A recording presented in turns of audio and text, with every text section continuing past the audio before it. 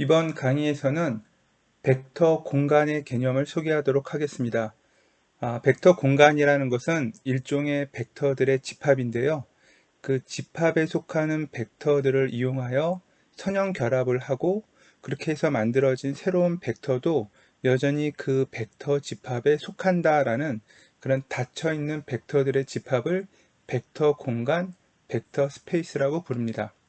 이 벡터 스페이스는 우리가 이제 앞으로 이 선형대에서 다루고자 하는 기저 벡터, 베이시스, 그리고 여러분들이 앞으로 다루게 되는 다양한 실제 데이터들의 벡터들의 집합, 이런 것들로 확장되는 개념이기 때문에 가장 간단하지만 또 굉장히 중요한 개념으로 여러분들이 잘 이해를 할 필요가 있겠습니다. 자, 챕터 2에 벡터 스페이스라는 용어가 나왔는데요. 벡터 스페이스라고 하는 이 벡터 공간은 다음과 같은 세 가지 조건을 만족하면 돼요.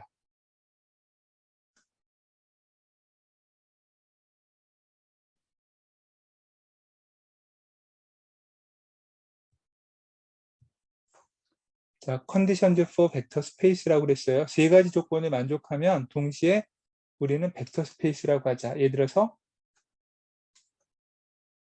x라는 벡터 또는 y라는 벡터가 어떤 벡터 스페이스의 집합 v라는 거에 속한다라고 하죠. 일종의 벡터 스페이스는 집합인데요. 그냥 집합은 아니라고 했어요. 자, 이랬을 때 어떤 조건이 필요하냐? 첫 번째는 x라는 벡터랑 y라는 벡터가 그 벡터 스페이스의 원소일 때요.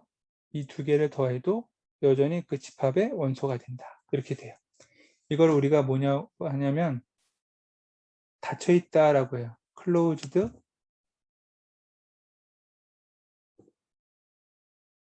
벡터들 간의 덧셈으로, 뭐 뺄셈도 뭐 마찬가지죠. 어디션이나 서브트랙션이나. 그래서 벡터 어디션에 대해서 closed set, 이게 첫 번째 조건이에요. 닫혀있는 집합, 벡터들끼리 더했는데 걔네들도 여전히 그 집합에 속하는 벡터가 된다? 그러면 그 첫 번째 조건을 만족하는 벡터 공간의 집합이에요. 두 번째는 임의의 실수값 k를 마음대로 벡터에다가 곱했을 때도 여전히 그 벡터의 원소가 돼야 된다. k가 뭐 1억이 됐든 0이면 0이죠. 뭐 마이너스 1천억이 됐든 무슨 값을 곱해도 상관없어요. 이 스칼라 값에 대해서 여전히 속해야 돼요. 이걸 우리가 이번에는 클로우즈드라고 쓰고요. 스칼라 멀티플리케이션이라고 쓰죠.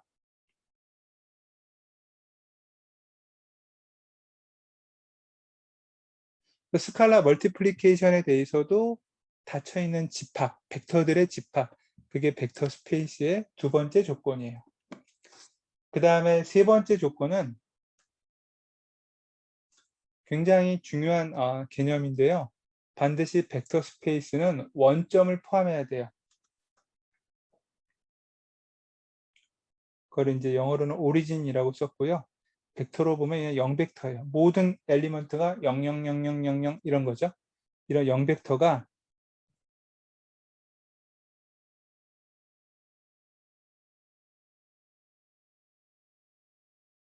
그래서 0벡터를 반드시 포함하고 있고 그 벡터들끼리 덧셈을 하거나 벡터에다가 실수배를 하거나 그렇더라도 여전히 그 벡터의 원소이다.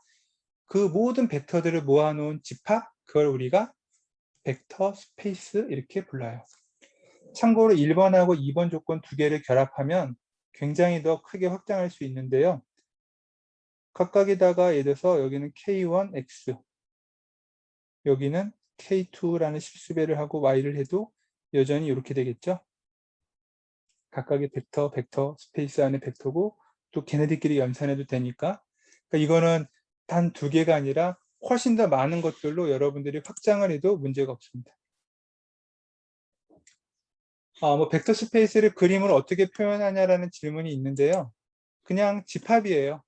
집합인데 자기네들끼리 선형 결합을 하더라도, 지금 이제 설명하고 싶었던 게 이 부분인데, 그 안에 있는 벡터들끼리 이건 단 두 개가 아니라 10개든 20개든 자유롭게 여러분들이 선형 결합해요. 우리가 리니어 콤비네이션이라는 용어를 썼고요. 그렇게 하더라도 돼요. 예를 들면 뭐 한 넓게 n개라고 할까요? 1부터 n개까지 그 벡터 스페이스에 속하는 벡터들을 x1, x2, xi라고 그러고 거기에 실수배를 해주고 그래도 얘네들은 여전히 이거죠. 그러니까 커다란 집합인데 그 안에 있는 녀석들끼리 여러분들이 아무리 연산을 해줘도 이 바깥을 벗어나지 못하고 이 안에 속할 때 그런 집합들을 우리가 벡터 스페이스다 그래요. 여러분들이 지금까지 수학에서 알았던 집합, 셋은 그냥 그 안에 원소가 있다 없다만 얘기하는 거고 그 안에 있는 원소들을 가지고 연산하지는 않았죠. 연산을 했는데 그 집합의 값이 아니면 걔는 스페이스가 아닌 거예요. 그래서 셋과 스페이스는 수학적으로 좀 이제 다른데 이 스페이스는 집합이지만 클로즈드 셋이다라는 거고 뭐에 대해서 클로즈드 돼 있느냐? 방금 설명한 대로 그 들어가 있는 벡터들에 대한 어디션과 스칼라 멀티플리케이션 좀 더 확장해서는 리니어 콤비네이션을 어떻게 하더라도 여전히 클로즈드 돼 있다. 그러면서 반드시 원점을 포함해야 된다. 이렇게 돼요. 자, 이그젠플을 좀 보죠. 이그젠플을 들으면 여러분들 조금 더 이해하기 쉬워요. 여러분들이 잘 알고 있는 일반적인 3차원 벡터 공간에 3차원 벡터를 생각해 보죠. XYZ가 000이면 0 오리진이 되고요. XYZ 어떠한 값들을 해주고 여러분들이 마음대로 조합을 해도 여전히 이 3차원 벡터를 벗어나지 못하죠. 그러니까 얘네들은 전부 다 이 R3라고 우리가 쓴 3차원 벡터 공간이다 이렇게 얘기를 해요. 이런 벡터들은. 어떻게 만들어줘도 상관없죠. 그렇죠? 이번에 뭐 또 다른 이그젠플을 보자면 행렬. 자, n by n짜리 형태의 행렬들을 여러분들이 찾아가지고 걔네들을 더하고 거기다 스칼라를 곱하고 해봐요. 그래도 n by n이라는 행렬의 모양이 바뀌나요? 안 바뀌죠? 그러면 행렬과 벡터가 어떻게 같은 거냐? 행렬은 여러분들한테 코딩의 관점에서 보면 2D 어레이의 그냥 데이터 구조이죠. 물론 이제 실제 의미는 다르지만 연산할 때는 어쨌든 행렬도 그냥 그 자체만 보면 2D 데이터로 주어져 있는 2차원 어레이 같은 구조인데 그걸 여러분들이 1D 어레이처럼 쭉 만들어 늘려만 놓으면 돼요. 내가 첫 시간에 벡터는 일종의 데이터들을 일렬로 나열한 것이다로 이해하면 좋겠다라고 했었죠. 그냥 행렬에 있는 모든 m 곱하기 n개의 원소를 일렬로 나열하면 마치 벡터처럼 취급이 돼요. 그래서 매트릭스도 일종의 벡터 스페이스에 어떤 속하는 거고 그럼 얘는 어떻게 되느냐? 정확하게 우리가 뭐 실수 범위로 생각한다면 m 곱하기 n에 해당하는 차원의 벡터 스페이스가 되는 거죠. 만약에 3 곱하기 3행렬이었다? 그러면 9차원의 벡터 공간의 일종의 엘리먼트처럼 다만 이제 모양이 매트릭스 형태를 유지하는 거죠. 이런 것들이 이제 벡터 스페이스의 기본적인 구조예요. 이제 이해를 조금 됐겠지만 더 완벽한 이해가 되려면 다음과 같은 또 하나의 용어가 필요해요. 서브 스페이스, 일종의 부분 집합 같은 건데 여전히 스페이스라는 말을 가지니까 일종의 전체 뭔가 벡터 스페이스의 서브셋인데 그러면서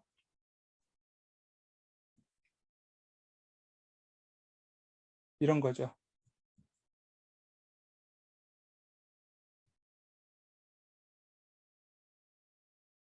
이 벡터 스페이스의 컨디션들,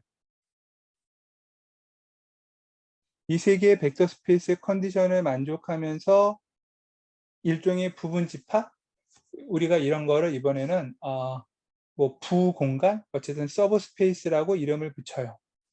이그젠플을 이제 보면 여러분들이 좀 더 명확하게 이해할 수 있는데요.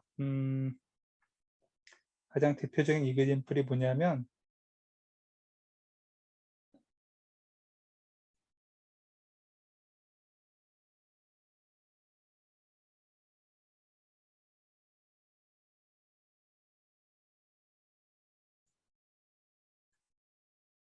원점을 지나는 평면 또는 원점을 지나는 라인, 뭐 2차원이 됐든 3차원이 됐든요. 그건 전부 다 벡터 스페이스 부 서브 스페이스가 돼요. 자, 한번 보죠. 예를 들어서 x, ax 더하기 이런 공간상에 평면이 있는데 이 평면은 지금 정확하게 이렇게 이제 x, y, z의 원점을 지난다라고 하죠. 자, 여러분들이 이 평면상의 한 점 x1, y1, z1 또 x2, y2, z2 임의의 좌표들을 구해요. 그래서 그 얘기는 뭐냐면 ax1, b의 y1, c의 z1, 0. 뭐 이런 식의 이제 조건을 만족하는 거죠. 두 개를 더해서 대입하나 스칼라를 더입하나 이 조건을 계속 만족할 거예요. 근데 3차원 공간에 이 x1, 2, 3에 해당하는 이 세 개의 3차원 벡터의 관점에서 보면 이 전체 3차원 공간을 다 포함하고 있는 건 아니죠. 오로지 평면상에 있는 점들만이 3차원 공간상에 지금 선택되어 있는 거고 이 평면을 벗어난 바깥에 있는 점들이 아닌 요 위치에 있는 것들만 우리가 지금 모은 거예요. 근데 얘네들끼리 연산하면 어디션에 대해서 스칼라 멀티플리케이션에 대해서 그리고 원점을 통과하니 요 평면 위에 있는 모든 점들 일종의 자기네들끼리 벡터 스페이스를 이뤄요. 서브 스페이스인 거죠. 그럼 반대로 원점을 지나지 않는 도형은 어떻게 되느냐? 이렇게 원점을 지나지 않는 도형을 여러분들이 뭐 D를 하나를 넣었다고 치죠. 스칼라 멀티플리케이션을 하든 어디션을 하든 이 D 때문에 이 조건을 계속 만족하지 않죠. 예를 들어서 우리가 x1, x2를 다 더한다고 치면 x1 더하기 x2 이 두 벡터를 더해서 이 평면의 방정식에다가 바로 대입을 하면 이 기존의 조건이 이렇게 되나요? 2D가 되죠. 그죠? 그러니까 결국 얘는 제대로 성립하지 않는 조건이에요. 그래서 원점을 지나지 않는 평면은 원점 자체도 포함하고 있지 않지만 어디션이나 스칼라 멀티플리케이션에 대해서 그 조건을 만족하지 않아요. 그래서 이런 공간상에 3차원이 아니라 n차원 공간으로 원점을 통과하는 뭐 직선이든 평면이든 이런 도형에 있는 그 상에 있는 점들은 일종의 자기네들끼리 하나의 스페이스를 이루는데 전체 공간의 입장에서 볼 때는 부분 집합이니까 벡터 스페이스다 이렇게 되는 거죠. 가장 대표적인 스몰리스트하다고 하는 게 원점이에요. 원점 하나만 갖고 있으면 원점 갖고 있죠. 원점끼리 더해도 원점이고 스칼라를 해도 원점이죠. 그러니까 이 원점 벡터 하나만으로 이루어진 집합은 정말로 가장 작은 벡터 스페이스예요.